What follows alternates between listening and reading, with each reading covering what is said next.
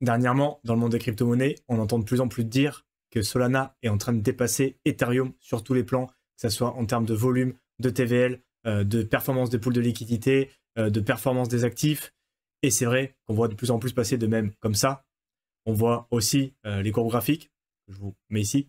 Et c'est vrai qu'on peut avoir l'impression, pour certains, de passer un petit peu à côté si on n'est pas investi sur Solana et qu'il y a toute l'action, tout le fun qui est en train de se passer sur Solana et qu'Ethereum est en train de laguer derrière. Mais est-ce que c'est vraiment le cas ou alors c'est tout simplement une illusion avec des chiffres un peu trompeurs? Dans cette vidéo, on va aller étudier des métriques précises en termes de TVL et on va aller se baser sur un thread de tweet d'une personne que je viens de découvrir. Donc c'est lui qui a fait le boulot, donc on le remercie et n'hésitez pas à aller jeter un coup d'œil aux autres contenus, c'est vraiment pas mal ce qu'il propose, c'est parti. Comme je l'ai dit au départ, le boulot il a été fait par JPN Memlord, donc c'est un petit compte au final sur Twitter, mais son approche m'a paru super intéressante, notamment comment il fait les calculs et sa vision et sa manière de regarder les choses. Donc il commence avec le fait que dernièrement, comme on l'a vu, il y a eu beaucoup de contenu, beaucoup de discours sur le fait que Solana serait en train de flipper, donc de dépasser les chaînes EVM, donc liées à l'écosystème Ethereum, quand on parle de volume. Donc apparemment, il y aurait beaucoup plus de volume sur Solana. Et lui, il a décidé de regarder un petit peu dans le détail ce qu'il en est à travers les différentes chaînes. Et on va le suivre ensemble dans sa petite enquête. Et là, on arrive sur la partie qui m'a paru hyper intéressante en termes de méthodologie qu'il a utilisée pour réaliser son analyse. Et il s'est basé au final sur les critères d'inclusion des actions dans les index majeurs type S&P 500, type 440. Et au final, pour inclure une action ou stock, lui, il a pris les 3 critères, mais au final, c'est une méthodologie qu'on peut retrouver par exemple donc sur le screenshot qu'il met sur S&P Global. Au final, 3 critères principaux qui vont être, et qu'on va pouvoir retrouver en crypto pour le coup, l'historique de trading, une liquidité élevée et des volumes soutenus dans le temps. Et donc, on va pouvoir faire une analogie avec le monde de la crypto parce que bien évidemment, ces critères sur l'historique de trading, la liquidité et les volumes, c'est des choses qu'on peut retrouver dans la crypto et notamment sur les pools de liquidité pour aller regarder un petit peu tout ce qui est TVL et volume. Après, il nous dit, est-ce qu'il y a des stocks, des actions qui sont échangées en dehors de ces index majeurs, par exemple, encore une fois, le S&P 500 ou le CAC 40, bien évidemment, mais ces index, type S&P 500 encore une fois, comprend les entreprises les mieux cotées, les meilleures, les blue chips dans le monde de la finance traditionnelle et essayer de trouver ces analogues dans le monde de la finance décentralisée. Et cette analogie avec le monde de la finance traditionnelle pourrait nous donner une piste un petit peu aussi de savoir où les acteurs institutionnels de la finance traditionnelle pourraient décider de rentrer si ils décident et quand ils décident, et parce qu'ils sont en train de le faire en ce moment même,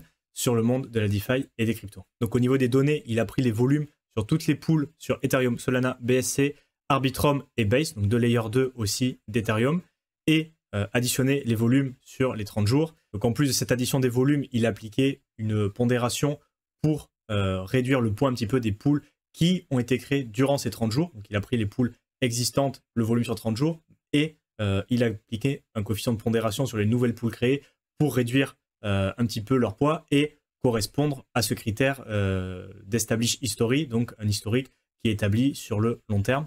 Donc il a premièrement pondéré les volumes pour avoir le premier critère d'inclusion des actions dans les indices globaux.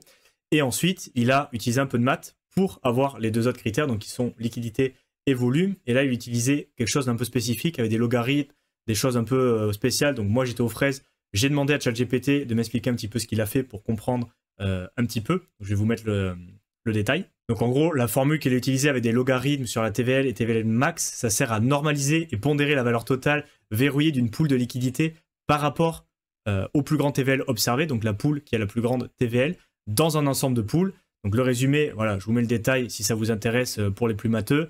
En gros, en résumé, ce qu'il faut vraiment retenir, c'est qu'il a pris les données des volumes sur ces différentes pools à travers Ethereum, Solana, BSC, Arbitrum et Base, et qu'il a utilisé différentes manières de les pondérer, de les homogénéiser pour pouvoir réellement comparer avec des critères objectifs et ne pas avoir des données notamment de Solana qui sont trop récentes ou surreprésentées qui viendraient un petit peu fausser les calculs. Et donc maintenant on va arriver sur la partie intéressante, les résultats de tout ça. Il nous présente donc son top 20 des pools avec sa méthode de pondération. Donc il a utilisé New Goodness. Donc les pools sont classés en fonction de ce critère, donc la formule qu'il a utilisée au-dessus. Donc la première chose qu'on peut voir, c'est que Base, Ethereum, Solana et Arbitrum sont dans les 4 premières pools.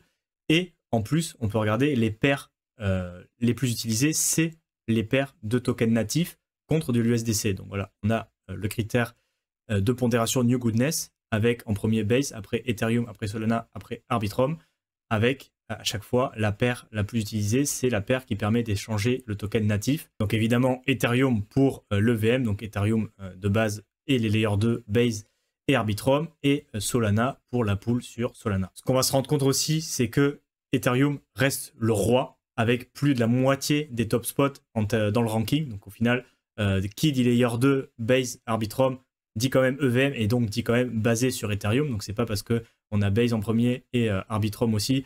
Tout ça fait partie de l'EVM et donc de l'écosystème Ethereum, donc il faut le considérer comme tel. Et effectivement, quand on le regarde sous ce prisme, on a une très haute TVL, donc les fonds totaux qui sont bloqués sur l'écosystème, donc l'écosystème EVM, l'écosystème Ethereum, avec en plus combiné avec des volumes soutenus sur le long terme. Et ces deux facteurs font qu'Ethereum et ses layers 2 sont bien au-dessus du reste.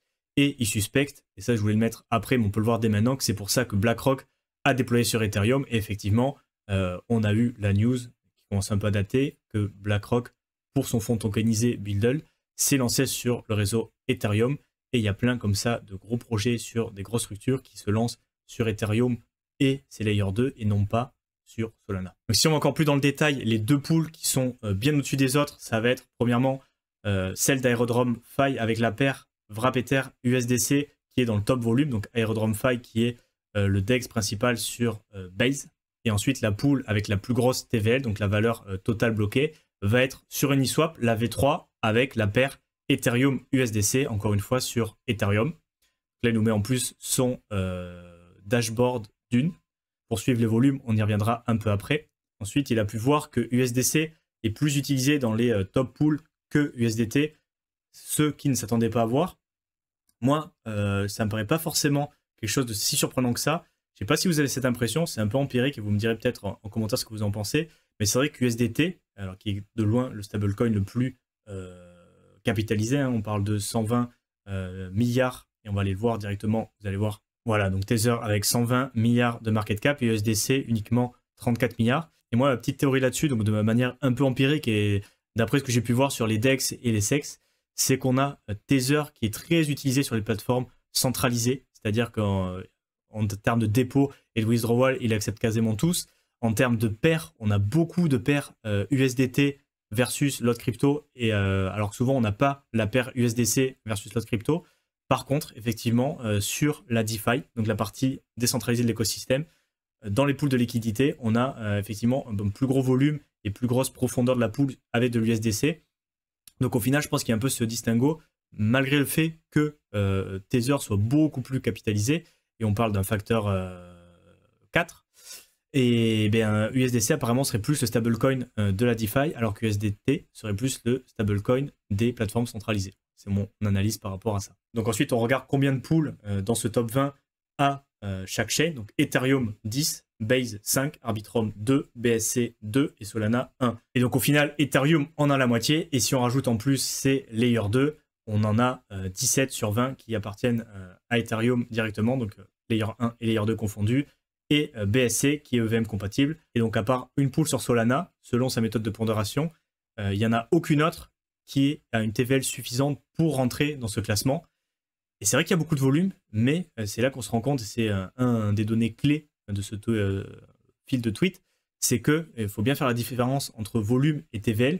Donc on peut y avoir beaucoup de volume, mais au final, on se rend compte que sur Solana, il y a beaucoup moins ce volume qui transacte. Il est fait avec beaucoup moins de liquidité, donc il y a beaucoup de volume qui se fait, mais il y a très peu de liquidité sur les pools sur lesquels ces volumes sont faits. Et si on regarde juste le volume sur les top 150 pools, donc les 150 premières pools en termes de volume, avant de regarder un petit peu la TVL, il y a effectivement beaucoup de volume sur Solana, donc ce qui montre sur son dashboard d'une. Effectivement, on est presque en train, Solana, de flipper Ethereum, même si Ethereum reste premier pour l'instant, mais on n'est pas du tout en train de flipper l'EVM, et on n'est pas, encore moins, comme on vient de le voir, en train de flipper Ethereum, même si c'est vrai qu'on est proche. Donc le fait de dire que Solana est en train de dépasser en termes de volume Ethereum et le VM, pour l'instant, c'est pas le cas. Même si on est proche de flipper Ethereum, on est très loin de flipper tout le VM en termes de volume et encore moins de TVL. Maintenant, si on regarde la TVL qui est dans les top 25 pools de chaque chaîne individuellement, donc on prend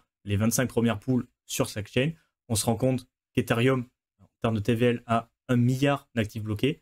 En second, Base avec 310 millions, BNB 194 millions, Solana 181 millions, Arbitrum le suivant. Donc là, on se rend compte clairement qu'Ethereum est le winner, donc le facteur 3, par rapport au second qui est Base, qui est en train de leader un petit peu, donc layer 2 d'Ethereum, Base, pour rappel, qui est en train de leader toutes les autres chaînes. Et ensuite, petit point à noter, 4 des 5 pools de Base sont d'Aerodrome, donc leur DEX, ce qui montre qu'il lead bien par rapport aux autres chaînes, même si Uniswap domine en termes de TVL sur Arbitrum et Ethereum. Donc voilà, c'est un petit peu le détail. Donc en conclusion de tout ça, Solana est quand même du volume, mais qui n'est pas en train de dépasser les autres chaînes. Et en plus, ce volume, qui est quand même assez important, il faut quand même le dire, il est fait sur des pools qui sont illiquides. Hein. Pensez aux données sur la TVL, et dont une grosse partie provient notamment de PumpFun, donc une plateforme qui est quand même qui sera à mon avis plutôt éphémère en termes, voilà, ça permet de lancer des meme coins rapidement, il y a des dizaines de milliers de tokens qui se lancent là-dessus, c'est un peu n'importe quoi, et c'est vrai qu'en ce moment c'est très à la mode, mais il ne faut pas oublier que tout le volume et les pools sur les meme coins, c'est des choses assez récentes, assez éphémères, et très peu liquides par rapport aux autres chaînes, notamment Ethereum, qui reste le roi de la DeFi, avec Base, qui est quand même une layer 2, donc il dit que ça pourrait être un petit peu un challenger, mais au final, sans Ethereum, il n'y a pas de Base, hein, parce que c'est une solution de scalabilité layer 2 sur Ethereum, ce qui n'empêche pas que Base est pour l'instant le lieu où il y a les plus grosses pools en termes de volume de transactions. Donc format un peu différent, où on a étudié et traduit le contenu d'un autre créateur de contenu, justement, donc JPN Memlord. Donc voilà, tout crédit à lui pour son analyse, mais j'ai trouvé que c'était intéressant de vous la présenter, parce que le temps que ça soit traduit et que ça arrive en français, ça va être bon, ça va prendre du temps, donc je voulais vous le présenter maintenant. Toujours avoir ces données on-chain, en plus c'est intéressant, c'est la blockchain, autant aller regarder, voir ce qui se passe pour aller voir un petit peu si c'est vrai ou pas ce qu'on nous raconte. Donc voilà, beaucoup de FOMO et d'engouement autour de Solana, et c'est vrai qu'Ethereum pour l'instant il est un peu à la traîne. Ça ne veut pas dire qu'on doit tout quitter sur Ethereum et tout aller sur Solana, faire des meme coins et tout. Bon, vous avez vu qu'il y a un peu des nuances à voir par rapport à ça. Si c'est du contenu qui vous a plu, n'hésitez pas à vous abonner à la chaîne, à mettre un petit like, un petit commentaire pour me dire ce que vous avez pensé. Je vous mets aussi en description le lien vers ma formation où on parle d'investissement sur le long terme et sur les fondamentaux dans les cryptos. Pas de trading, pas de schéma narratif du moment sur les derniers meme coins sur Solana. On dézoome un petit peu, on regarde ce qui marche vraiment sur le long terme, donc plusieurs années, et on applique ça. Je voulais ajouter un coup d'œil si ça vous intéresse. C'est tout pour aujourd'hui. On se retrouve très bientôt. Salut à tous.